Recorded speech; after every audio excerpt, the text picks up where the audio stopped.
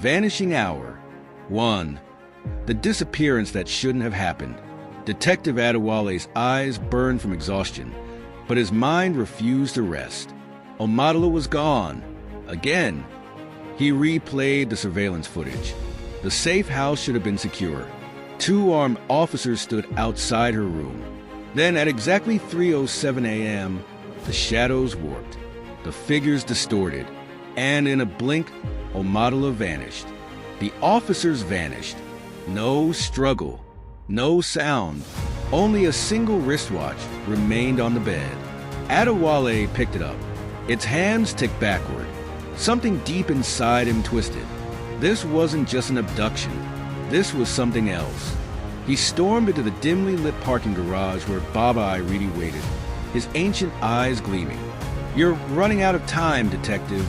Adewale slammed the wristwatch onto the table. "Tell me what this means." Baba Iridi sighed, running his fingers over the watch's surface. "This is not a timepiece. It is a doorway." Adewale clenched his jaw. "Then open it." The old man chuckled. "You misunderstand. It has already been opened." Adewale's stomach tightened.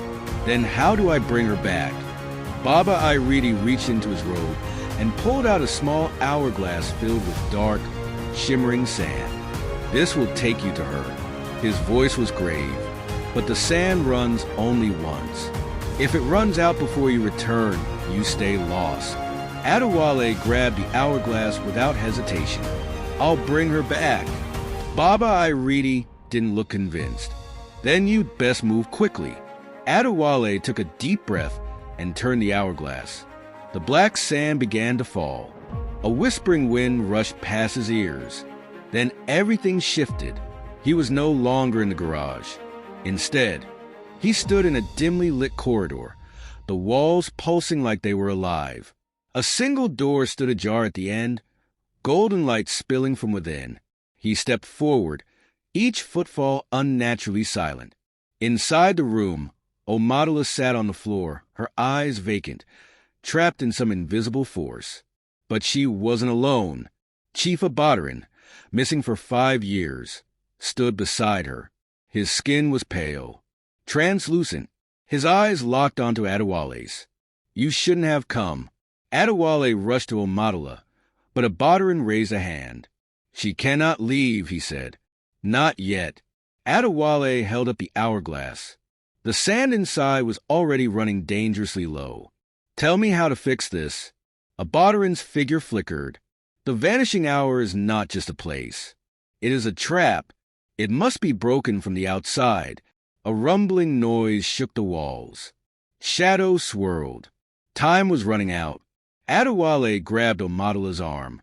"We are leaving. Now." She blinked, as if waking from a dream. But something else was waking too.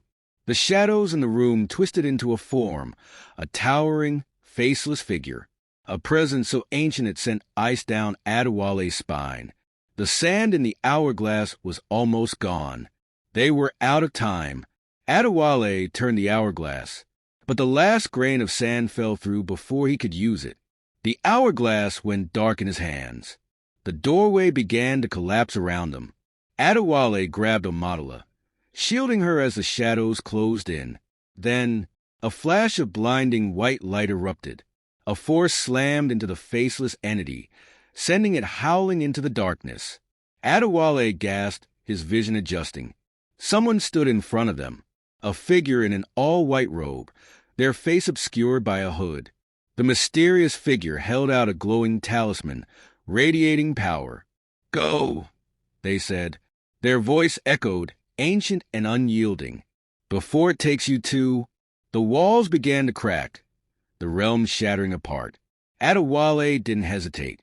He grabbed Omotola and ran through the collapsing door. Light swallowed them whole. Adewale gasped as he woke up, back in the parking garage. Omotola was in his arms, unconscious but breathing. Baba Iridi knelt beside them. "You made it back." Adewale's chest heaved. "Who was that?" "The one in white." Baba Iridi's expression darkened. "The only reason you're alive." Adewale's mind reeled. The hourglass was gone. The watch was still ticking backward. And somewhere, the real enemy was still watching. But for now, Omotola was safe. And that was enough. For now. To be continued. Who is the masked man behind the kidnapping? Let's continue at episode 3.